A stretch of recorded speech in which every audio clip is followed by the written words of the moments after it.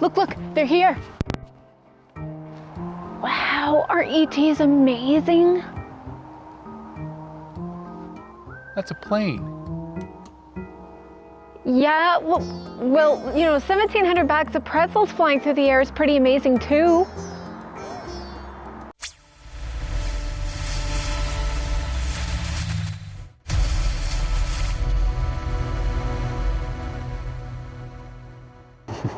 Hi, welcome to ET Connections. I'm Melanie. I'm Ian. And today we are talking about our next night of our fun-filled weekend of contact. Last time we talked about Thursday night, so we're moving ahead a day. Friday evening was interesting, and it started off with us really feeling, we just really wanted to make contact in our home that night. We received this book in the mail. Yeah, it's a good book, and we read a lot of it that first day. I feel it really helped prepare our psyche for personal contact. One thing that I did to give them an opportunity to announce their presence was we had some balloons left over from our son's birthday party, and I just put them around in the living room, dining room. I was setting them out with intent that these can be used for contact purposes. So then I go back into the office, and she and I are talking for just a minute or two when we hear pop. We're like, oh, well, guess they're here now. So we go out, and sure enough, one of the balloons had burst, and it was just hanging on the ceiling. Nothing was around, just on the ceiling with tape, and randomly popped. I should also mention that our ceiling is not stucco. It has nothing sharp on it whatsoever. It's just as smooth as our walls.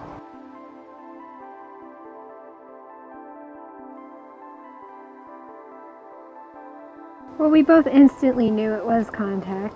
A big kickstart of our contact was deciding not to actually to go down a certain path for a business idea that we were having, and to stick with our disclosure. It is our passion, and that seemed to be a real beacon. We had our guardians watching over us, and clearly some ET benevolent beings who also were agreeing with that.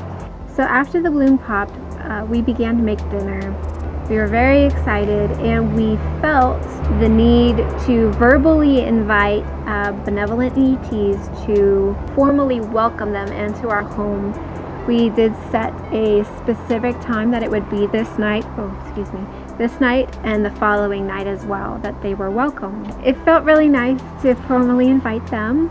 We did find ourselves drawn to coming outside. I came out barefoot. Ian came with his shoes, and he felt really drawn to one of our trees in our backyard. The moment I hit the ground with my bare feet, the energy absolutely shot up my body, and it kept doing that. I started having immediate all over body shaking, very almost convulsive, like, not in a scary way, by the way, just like just lots of energy. And we ended up over at one of our maple trees. Right, I was given the telepathic suggestion that we touch the tree and visualize it as a beacon of light, and that it would amplify the message and sort of just shoot up into the atmosphere and broadcast our geographic location. We did also a little meditation over by the tree. I felt anyway that there was already a presence watching us, which I'm now just getting used to because it seems to be all the time. And we ended up coming back inside, of course, and we began to make dinner. We were making a dish that we don't have very often, but we were really enjoying, which was we made some homemade organic French fries and barbecue sauce with rice. We were really excited, and we had set up our food originally, on a little table, on a couch in front of the TV, but we suddenly felt we're like, we shouldn't be watching TV. Yeah, just like we shouldn't turn it on. And we took a suggestion from the book, which was to offer... Well, we offered food because we were feeling that there was people around us, beings around us. So I offered them the food on my own plate. I hadn't touched it yet, so it wasn't like, here. You want to try some? Yeah. And so I had put my food down and I was busy finishing some prepping and cooking. When I came back to my plate to add my little French fry bowl next to it, I noticed some food was gone. And so I went back to Ian and I'm like, come look at my plate. And he looked at the plate. He's like, oh, okay. I mean, he didn't quite believe. He thought maybe I had scooped out a piece. I wasn't the one who made the dish, so I mean, it's hard for me to know what it looked like prior. So we went back to the kitchen, I'm like, and then when I came back to bring my drink, I'm like, there was another huge scoop out of my plate. I'm like, I wasn't eating it. I'm like, I know I did not take a bite from the last time I came to my plate to know. And Ian came over, he's like, it wasn't like that. We decided then and there, like, we need to give them their own formal plate. We made them a plate of the rice and of the French fries. And then we went and formally sat at our dinner table. We lit our candles like we actually usually do as a family. And we had chairs out for the beings. And we even did our grace and we held out our hand. Yeah, because we always hold hands and we say our blessing.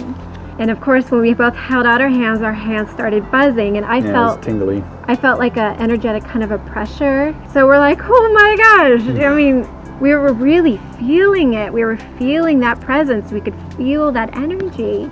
So we just sat there eating and we saved space for them to sit together even. And then we really enjoyed our food, of course.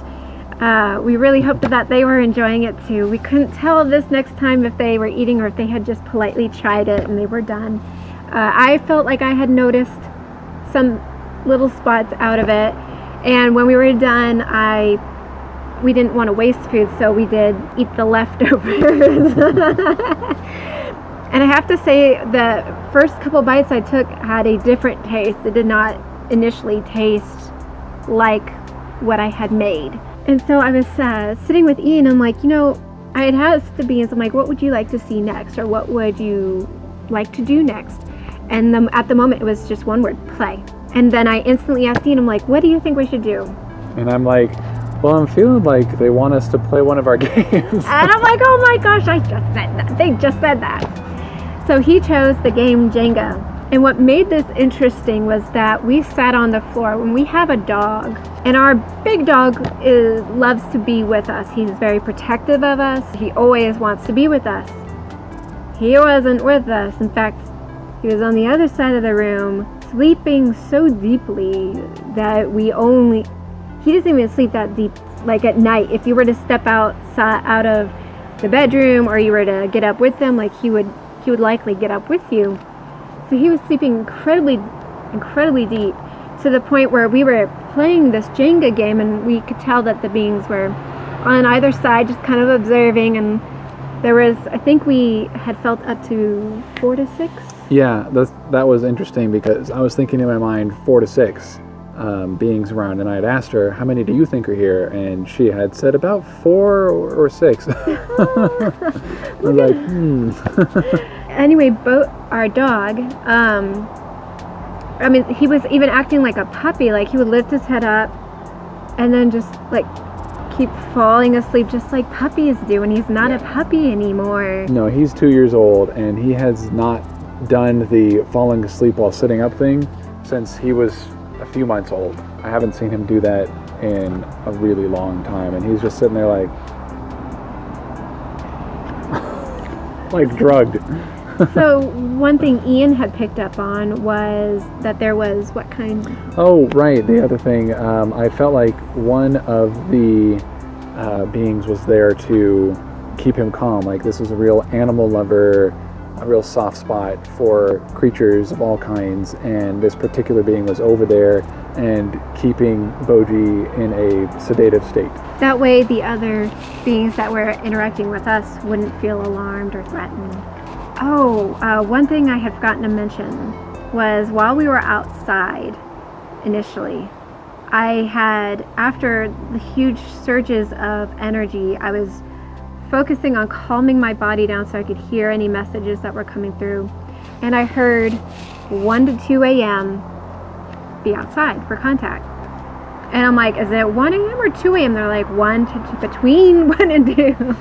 Okay.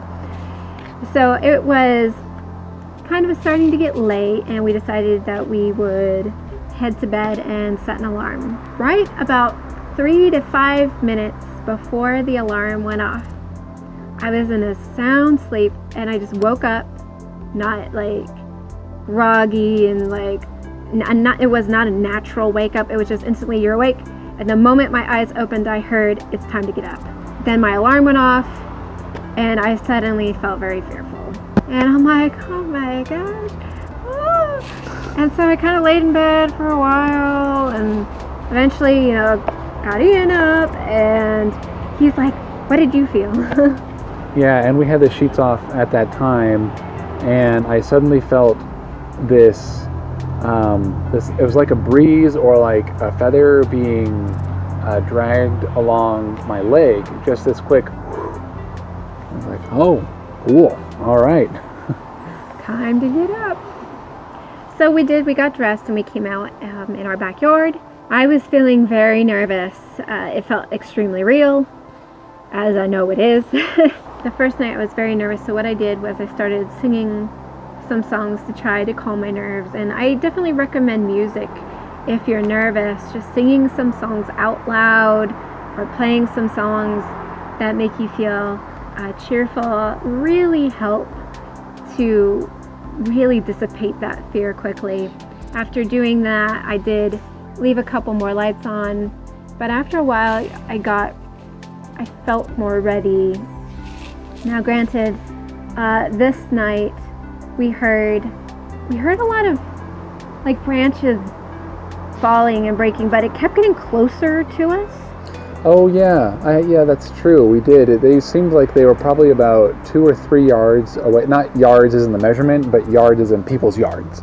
So Yeah. 2 or 3 neighbors away, there were things falling out of trees. I mean, which isn't uncommon here. But they would fall and hit branches, clack, clack, clack. Hit a lot of branches. Yeah, and it did sound like each one we heard was getting closer. So that was interesting.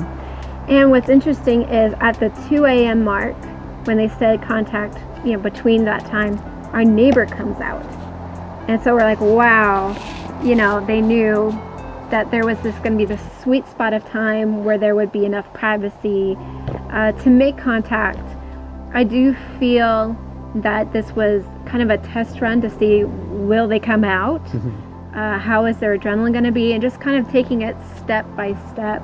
I do not believe that any ET group would want to just jump right in unless they really knew you could handle it, because they don't want to scare anybody or upset anybody. Not that they accidentally haven't for others. I'm sure they Fortunately, have accidentally. they are treating us with kid gloves. So which is that's greatly good. appreciated. We really would just want to make these friendships, and we want them to last, and we want to be comfortable, and these baby steps really help. I think that was it for the evening. All right. Then we went back in and went to sleep. I also had this really sharp pinch on my right leg while in bed. And the next morning I had like these little red dots around the area, but I couldn't tell if that was anything really. Love pinch. Love pinch, we love you. Ow. Who knows? Thank you so much for joining us today. Please like and subscribe, and we are going to see you next time when we talk about our final night of our big weekend of contact. And this one, they take another step. Yes, they do. We'll see you then. Bye.